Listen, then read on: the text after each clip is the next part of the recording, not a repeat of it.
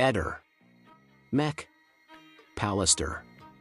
Dai sacchi neri del Delfino allo scandalo Peperino, ombre e depistaggi nel caso Resinovic. 2 giorni fa abbiamo ricostruito la storia della pizzeria Il Delfino, il locale di Via Nordio, entrato di colpo nella vicenda di Liliana Resinovic dopo le rivelazioni del suo ex titolare sui sacchi neri. Oggi quel quadro si allarga. Sullo sfondo compaiono l'imprenditore Pietro Savarese, le vecchie inchieste sulle pizzerie del circuito Peperino e la trasformazione proprio di quell'indirizzo dove per anni ha lavorato il pizzaiolo che ora racconta di aver consegnato a Liliana 2 sacchi dell'immondizia. Tutto si inserisce dentro la stessa cornice.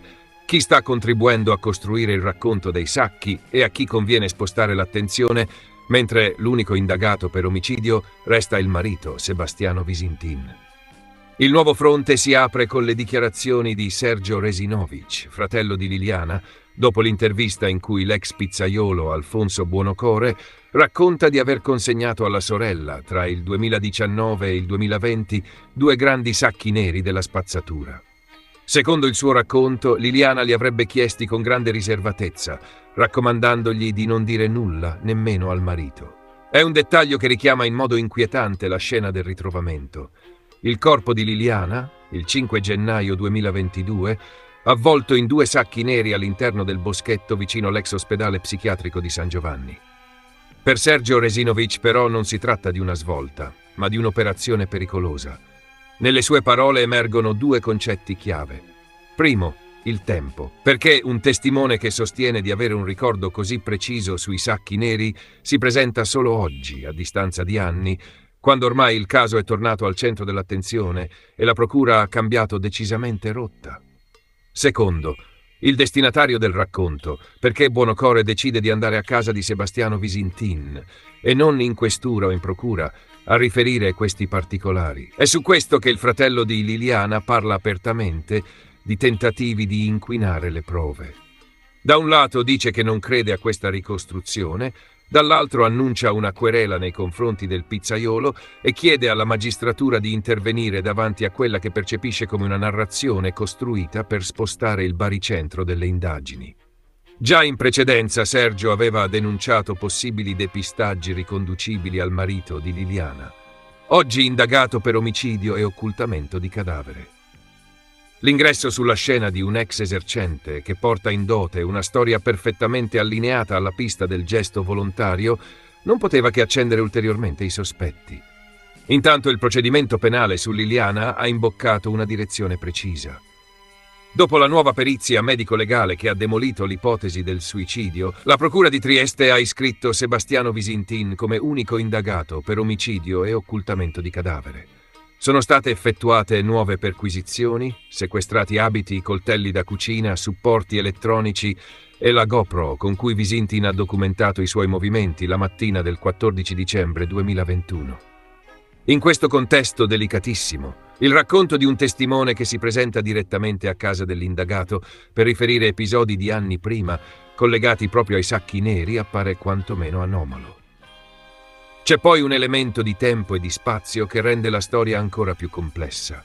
La pizzeria Il Delfino, storica insegna di Via Nordio, secondo le ricostruzioni pubbliche ha chiuso i battenti proprio tra il 2019 e il 2020. Nello stesso locale, poco dopo, apre un nuovo esercizio con un'altra insegna, riconducibile a Pietro Savarese. Diverse cronache e recensioni indicano espressamente che il nuovo locale ha preso il posto dell'ex Delfino, confermando una vera e propria staffetta commerciale su quel civico. Se però si incrocia questo dato con il periodo indicato da Buonocore, ci si accorge che la sua finestra temporale è stretta e sfocata. Lui parla di 2019 o 2020, proprio gli anni in cui il Delfino si avvia alla chiusura e il locale cambia gestione. L'episodio dei sacchi non è impossibile, ma si colloca in un momento in cui quel posto è un cantiere, reale o metaforico, in cui tutto sta cambiando, dalla titolarità al nome e alla tipologia di attività. Più la cronologia si restringe, più diventa importante verificare ogni dettaglio, dal tipo di sacco ai rapporti reali tra Liliana e quella pizzeria, va passando per il ruolo che l'ex pizzaiolo aveva ancora in quel frangente. Qui entra in scena, sullo sfondo, la figura di Pietro Savarese.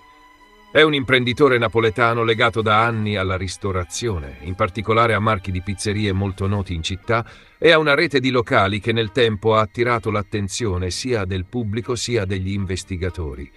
Proprio una parte delle sue attività è finita anni fa, sotto la lente della Direzione Distrettuale Antimafia di Trieste, con ipotesi di trasferimento fraudolento di valori e riciclaggio, aggravate dall'uso del metodo mafioso. In quell'inchiesta, gli investigatori ricostruiscono un sistema di società in parte con base a Napoli e in parte operative nel nord Italia, che gestiscono ristoranti e pizzerie in diverse città.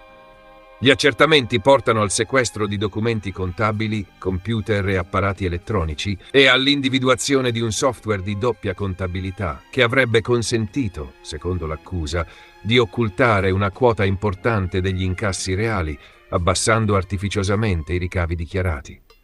Il quadro che emerge è quello di locali molto popolari, ma con bilanci ufficiali che non rispecchiano l'effettivo giro d'affari.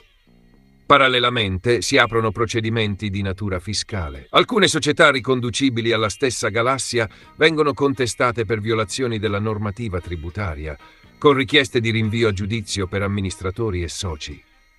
In passato lo stesso Savarese è stato assolto, anche in appello, in un procedimento per evasione fiscale molto pesante, e il suo difensore ha rimarcato come una parte delle ipotesi più gravi sia stata archiviata o ridimensionata. L'immagine pubblica dell'imprenditore, però, rimane legata a doppio filo a controlli, perquisizioni e dubbi sulla trasparenza della filiera economica. Savarese, dal canto suo, respinge ogni collegamento con la camorra o con capitali di provenienza illecita. In interviste e dichiarazioni difensive ha sempre sottolineato la tracciabilità degli investimenti, spiegando la struttura societaria dei suoi locali e attribuendo il sospetto di legami mafiosi a vecchie dichiarazioni di un collaboratore di giustizia relative a un prestito ricevuto anni prima dal padre, imprenditore nel settore alimentare.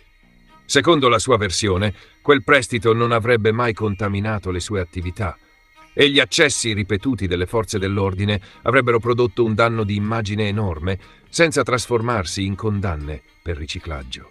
Questo è lo stesso imprenditore che in anni più recenti subentra proprio nei locali dove operava la pizzeria Il Delfino, aprendo un nuovo locale con diversa insegna. La geografia resta identica, cambia tutto il resto. Il civico di Via Nordio, che in passato è stato il posto dove, secondo il racconto di Buonocore, Liliana entra un giorno per chiedere 2 sacchi neri in gran segreto, diventa così uno dei tasselli di una rete di ristorazione abituata a convivere con verifiche fiscali, sequestri di documenti e retroscena giudiziari. A questo punto è indispensabile una precisazione netta per evitare qualsiasi lettura distorta. Non risulta alcun elemento che colleghi direttamente Pietro Savarese alla morte di Liliana Resinovic o a eventuali depistaggi sulle indagini. Le vicende giudiziarie che lo riguardano attengono alla gestione economica dei locali e a ipotesi di riciclaggio e di evasione fiscale, tutte da valutare nelle sedi competenti e su chiunque pende la presunzione di innocenza fino a sentenza definitiva.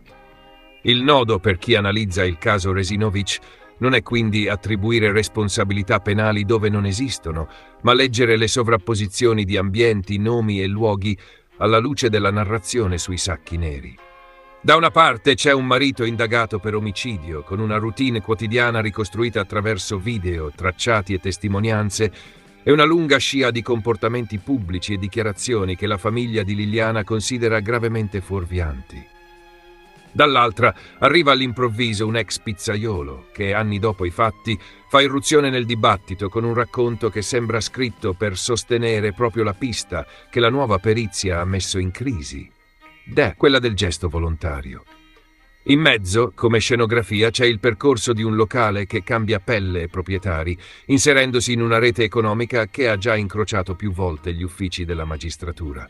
Non è un collegamento diretto con l'omicidio, ma è un ambiente dove denaro, visibilità e rapporti personali si mescolano in modo tale che qualunque testimonianza tardiva va soppesata con estrema prudenza. I sacchi neri in questa storia non sono più solo l'oggetto materiale in cui è stato ritrovato il corpo di Liliana, ma diventano un simbolo che ognuno prova a tirare dalla sua parte.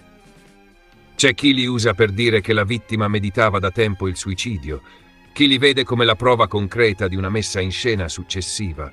Chi, come il fratello di Liliana, li interpreta come l'ennesimo strumento per tentare di sporcare il quadro delle prove con ricordi tardivi e versioni difficili da verificare. Al netto di tutte le sovrastrutture restano alcuni punti fermi. Liliana Resinovic è stata trovata morta dentro 2 sacchi neri in un'area verde appartata. La procura oggi procede per omicidio e occultamento di cadavere con Sebastiano Visintin, unico indagato.